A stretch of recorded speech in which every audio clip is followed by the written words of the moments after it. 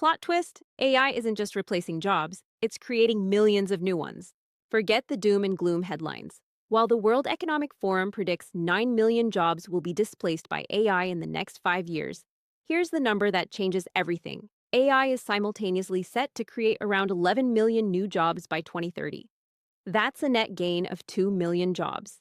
Dr. Jonathan Luckett breaks down why this isn't just wishful thinking. These aren't just tech jobs, they're entirely new categories of human work that bridge the gap between AI's phenomenal capabilities and our inherently human needs. We're talking about roles that focus on trust, integration, and what the episode calls taste, ensuring AI works for us, not the other way around. The episode challenges us to flip our perspective. Instead of asking, how will we survive AI? We should be asking, how will we lead it? These emerging opportunities aren't about competing with machines. They're about leveraging uniquely human skills like ethical judgment, creative direction, and accountability for high-stakes decisions.